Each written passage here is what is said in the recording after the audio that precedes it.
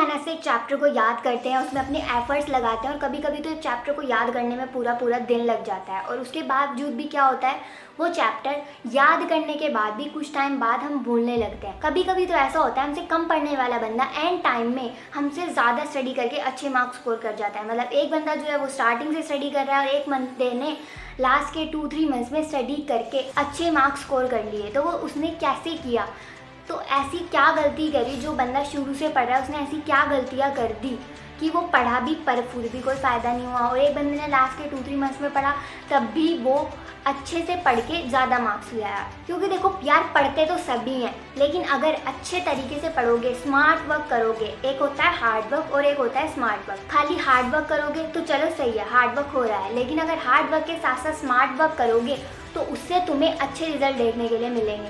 एक चीज़ वो है कि यहाँ बंदा पढ़े जा रहा है, उसको कोई गोल नहीं है कि उसे कितने टाइम में क्या कंप्लीट करना है और कैसे जल्दी करना है, उसको वो कुछ पता ही नहीं है, बस वो पढ़ रहा है, उसे कुछ पता नहीं है।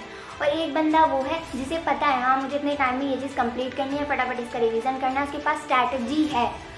तो तुम्हें कौन सा बंदा पसंद आएगा, जो खाली हार्ड वर्क कर रहा है, जो स्मार्ट वर्क के साथ साथ हार्ड वर्क भी कर रहा है, उसका रिजल्ट भी पॉजिटिव आ रहा है। तो बताना कमेंट करके कौन सा पसंद आएगा, खाली हार्ड वर्क वाला या दूसरा हार्ड वर्क और स्मार्ट वर्क वाला। तो बस कुछ ऐसी ही टेक्निक्स बताने वाली हूँ जिससे तुम स्टडी को अपनी और ईजी बना पाओ और हार्ड वर्क के साथ साथ स्मार्ट वर्क भी कर पाओ। Technique number 1, chunk it. इसका मतलब समझाती हूँ तुम्हें। मान लो अगर तुम्हें किसी बड़े गोल को हासिल करना है, तो उस बड़े गोल को हासिल करने के लिए तुम्हें पहले छोटे छोटे गोल्स बनाने पड़ेंगे और फिर उन गोल्स की स्ट्रैटेजी बना के उनको डिवाइड करके, जब हमने उन गोल्स को डिवाइड करा, उनके लिए स्ट्रैटेजी बना के उनको अचीव करके, धीरे धीरे अचीव करके अपने बड़े गोल्स को हमें हासिल करना पड़ेगा। तो यही बात यहाँ पे, अगर मान लो तुम्हें 6 घंटे 7 घंटे स्टडी करने का प्लान बनाया है, तो उसके लिए तुम्हें डायरेक्ट ये नहीं है कि 6-7 घंटे पढ़ने बैठ जाना है। उसका कोई फ़ायदा नहीं होगा इतने लंबे टाइम तक पढ़ने का, और तुम पढ़ भी नहीं पाओगे, और अगर तुम पढ़ोगे भी तो तुम्हारे माइंड में घुसेगा ही नहीं। तो ऐसा काम तुम्हें नहीं करना है। तुम्हें क्या करना है, स्मार्ट वर्क करना है। 6 घंटे की स्टडी को 1-1 घंटे में ब्रेक कर लो कि मान लो मुझे कुछ टॉपिक करना है तो उस टॉपिक में मैं 2 घंटे लगा दूंगा, आधा टॉपिक 1 घंटे में, आधा टॉपिक 1 घंटे में। तो ब्रेक ले लेके पढ़ना है। 1-1 घंटे के बाद 10-10 मिनट का ब्रेक लो, देन फिर पढ़ाई करो। इससे क्या होगा, तुम ज़्यादा इफेक्टिव टाइम तक स्टडी कर पाओगे। वो कैसे कि मुझे 6 घंटे स्टडी करनी है, उसमें से मेरे को 1 घंटे पहले स्टडी करनी है, तो उस 1 घंटे में तुम्हारे पास टाइम लिमिट रहेगी कि हाँ मुझे 1 घंटे पढ़ना है, उसके बाद ब्रेक, और ब्रेक में मैं कुछ ऐसा काम करूँगा जो मुझे अच्छा लगे। तो उस एक्साइटमेंट की वजह से तुम उस 1 घंटे में अच्छे से दिमाग लगा के पढ़ पाओगे। लेकिन अगर तुम ये गोल बना के चलोगे कि मुझे 6 घंटे पढ़ना है, तो वो तुम्हारे लिए काफ़ी भारी पड़ जाएगा, और 1 घंटे में जो तुम स्टडी करोगे ज़्यादा इफेक्टिव भी होगी, ज़्यादा अंडरस्टैंडिंग भी होगी, और लंबे टाइम तक तुम याद भी रख पाओगे। तो नंबर 1 टेक्निक का यही मतलब था कि तुम्हें जो स्टडी करनी है वो ब्रेक ले लेके करनी है कि 1 घंटे पढ़ाई करो, 10 मिनट का ब्रेक लो, और ऐसे ही 1.5 घंटे पढ़ाई करो, 10 मिनट का ब्रेक लो, 2 घंटे पढ़ाई करो, 15 मिनट का ब्रेक लो। इस तरीके से तुम्हें स्टडी करनी है। और ये जो मैंने तुम्हें बताया ना कि 1 घंटे की स्टडी करो, 10 मिनट का ब्रेक लो, 1.5 घंटे की स्टडी करो, 10 मिनट का ब्रेक लो, इसको हम कहते हैं पोमोडोरो टेक्निक। और ये ज़्यादातर स्टडी विद मी सेशंस में यूज़ होती है। तो तुम अपनी स्टडी के लिए study with me live sessions का भी यूज़ कर सकते हो। काफ़ी लाइव्स हैं यूट्यूब पर, मैं भी लाइव सेशन करती हूँ, फिलहाल नहीं कर रही हूँ क्योंकि अभी मेरा फोकस वीडियो बनाने पे है। देन अब चलते हैं अपनी टेक्निक नंबर 2 पे। हमारी टेक्निक 2 है SQ2RS मेथड। अब ये क्या चीज़ है, इसको समझते हैं। S मतलब है हमारा स्कीमिंग। मान लो हमें कोई चैप्टर पढ़ना है, तो उस चैप्टर में हमें क्या करना है, पहले उसे बुक से देखना है या अपने नोट से देखना है कि इस चैप्टर में क्या क्या है। उसको एक बार ऊपर से देख लेना है, ताकि तुम्हारी नज़र उन टॉपिक्स पे पड़ जाएगी, उन डायग्राम्स पे पड़ जाएगी, हाँ भाई ये चीज़ें हैं इसके अंदर। फिर उन्हें देखने के बाद तुम्हारे माइंड में क्वेश्चन आएंगे ही आएंगे। SQ मतलब क्वेश्चंस बन जाएंगे। तो क्वेश्चंस बन जाएंगे, उनको जानने के लिए तुम्हारा जो है एक्साइटमेंट बढ़ेगा, तो इस वजह से तुम उसको अच्छे से स्टडी कर पाओगे। SQ के बाद है हमारा R का मतलब है रीडिंग। उसको अच्छे से रीडिंग करना है, उसको अच्छे से याद करना है। देन रीडिंग करने के बाद नेक्स्ट R का मतलब है रिविजिट मतलब यानी रिवीजन। अगर तुम एक बार पढ़ने के बाद दोबारा रिवाइज नहीं करोगे तो जो तुमने पढ़ा है उसका कोई फ़ायदा नहीं होगा। कुछ टाइम बाद तुम उसको भूल जाओगे, क्योंकि पढ़ने के बाद रिवीजन करना बहुत ज़रूरी होता है। हर एक टीचर यही बात बताता है कि पढ़ने के बाद उसको रिवाइज करने के लिए टाइम ज़रूर निकाला करो। मैंने भी ये बात कई बार बता दी है, तो इस पॉइंट को पकड़ के बैठ जाओ। नेक्स्ट S का मतलब है समरी का मतलब है कि जो तुमने चैप्टर पढ़ा है ना उसके शॉर्ट नोट्स बना लो, उसके मेन पॉइंट्स लिख लो, मेन टॉपिक्स लिख लो, फॉर्मूलाज लिख लो। मतलब जो हमारा बड़ा चैप्टर था ना उसको हमने छोटे में बना दिया। तो इससे क्या होगा, जब हम शॉर्ट नोट्स बना लेंगे ना इससे हमारा काफ़ी टाइम बच पाएगा।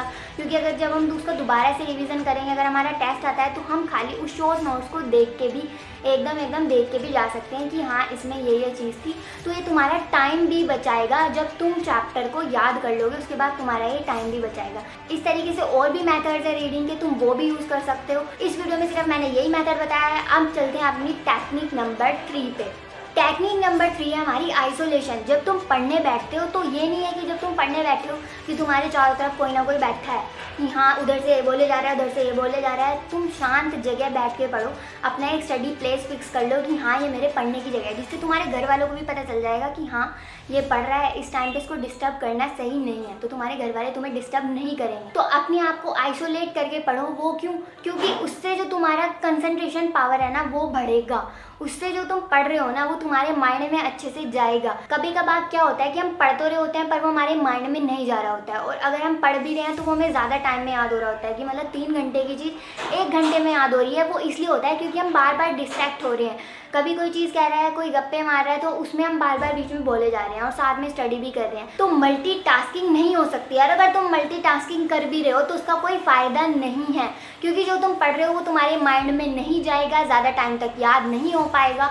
तो अपने आप को आइसोलेट करके पढ़ो, शांत जगह पे पढ़ो, एक स्टडी प्लेस अपना फिक्स कर लो। Tip number 4, organise your life. करना क्या है तुम्हें इसमें, मतलब जो तुम्हारे फालतू काम है ना उन फालतू कामों में अपनी माइंड की एनर्जी खर्च मत करो। तुम्हें अपनी जो माइंड की एनर्जी खर्च करनी है ना वो इस टाइम पे अपनी स्टडी में खर्च करनी है। कि मान लो तुम्हें कल को ये काम करना है, कल को ये काम करना है, तो तुम्हारे माइंड में वो चीज़ चलती रहेगी। उससे क्या होगा, तुम्हारा माइंड में स्ट्रेस रहेगा। उसके लिए तुम क्या कर सकते हो, जो तुम्हारा फ़ोन है ना भाई, इस टाइम पे फ़ोन का यूज़ करने का सबसे अच्छा टाइम है। फ़ोन का यूज़ करने का सबसे अच्छा टाइम कैसे है, जो तुम्हारे काम है ना कल के लिए वो तुम फ़ोन में लिख सकते हो।